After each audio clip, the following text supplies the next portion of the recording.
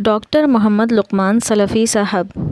آج جس اہم شخصیت کے بارے میں ہم بات کرنے جا رہے ہیں، ان کی ذاتی زندگی اور مذہبی و ادبی خدمات کا احاطہ کرنا اس مختصر سی ویڈیو میں ممکن تو نہیں، لیکن ایک ادنیٰ سی کوشش۔ مشہور و معروف مفسر قرآن، مفکر اسلام، بانی و مؤسس جامعہ امام ابن تیمیہ علامہ ڈاکٹر محمد لقمان سلفی صاحب بہار کے مشہور و معروف گاؤں چندن بارہ میں 1943 میں پیدا ہوئے۔ ان کے والد کا نام بارک اللہ اور دادا کا نام محمد یاسین تھا۔ انہوں نے گاؤں کے مکتب سے تعلیم کا آغاز کیا اور ابتدائی تعلیم مشرقی بہار کے ضلع پورنیہ اور دارالعلوم دیوبند کی شاخ آزاد مدرسہ ڈھاکہ سے حاصل کی۔ بعد ازاں 1956 میں جامعہ سلفیہ دربھنگہ میں داخل ہوئے اور وہاں سے فراغت کے بعد بہار مدرسہ بورڈ سے مولوی کا امتحان امتیازی نمبرات سے پاس کیا اور اسی بنیاد پر 1962 میں مدینہ یونیورسٹی میں داخلہ لینے میں کامیاب ہوئے۔ بی اے اور ایم اے کے بعد انہوں نے جامعہ امام محمد بن سعود الاسلامیہ ریاض سے پی ایچ ڈی کی ڈگری حاصل کی۔ دیگر چوٹی کے علماء کے علاوہ انہیں 20ویں صدی کے دو مشہور و معروف محدث اور مفکر اسلام علامہ بن باز رحمہ اللہ اور علامہ ناصر الدین البانی رحمہ اللہ کی شاگردی کا شرف بھی حاصل ہوا۔ دوران تعلیم ہی بعض مشکلات کے بعد انہیں مشہور اسلامی ادارے دارالافتاء میں ملازمت مل گئی، جہاں طویل عرصے تک مترجم کے فرائض انجام دیتے رہے۔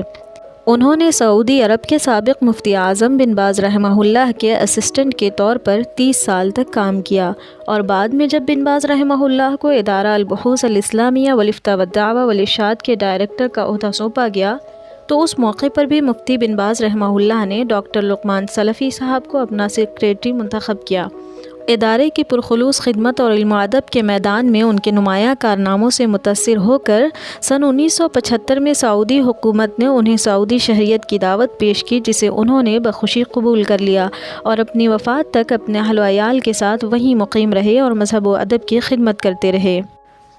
عالم اسلام کا یہ آفتاب مذہبی، ادبی و علمی اور ثقافتی میدانوں میں اپنی تمام تر روشنیاں بکھیر کر 5 مارچ 2020 کو ہمیشہ ہمیش کے لیے غروب ہو گیا۔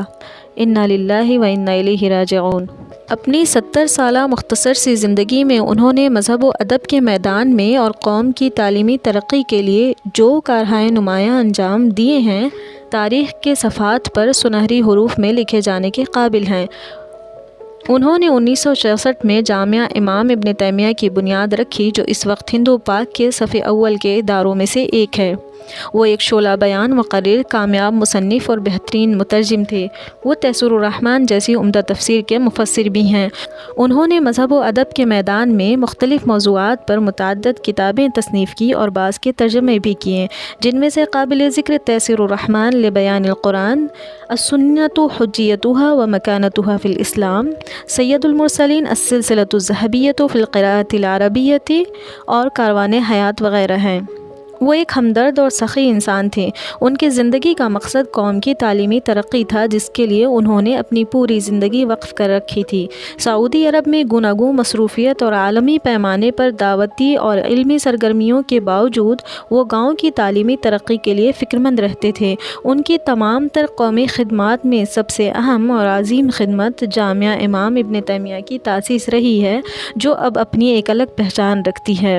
اس ادارے میں ملک کے مختلف گوشوں سے ہر سال ہزاروں کی تعداد میں طلباء و طالبات اپنی علمی پیاس بجھانے آتے ہیں۔ واضح رہے کہ جامعہ امام ابن تیمیہ کے علاوہ انہوں نے کلیہ خدیجۃ الکبریٰ للبنات، doctor Muhammad Luqman public school, junior model school اور معہد زید بن ثابت لتحفیظ القرآن جیسے ادارے بھی قائم کیے۔ ان کی اولادوں میں ایک بیٹا اور 11 بیٹیاں ہیں۔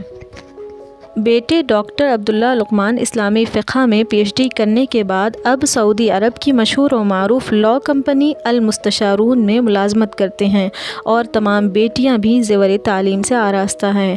آخر میں مولانا لقمان سلفی صاحب کی شخصیت کے حوالے سے علامہ اقبال کا یہ شعر صادق آتا ہے: ہزاروں سال نرگس اپنی بے نوری پہ روتی ہے، ہزاروں سال نرگس اپنی بے نوری پہ روتی ہے، بڑی مشکل سے ہوتا ہے چمن میں دیدہ ور پیدا۔ شکریہ۔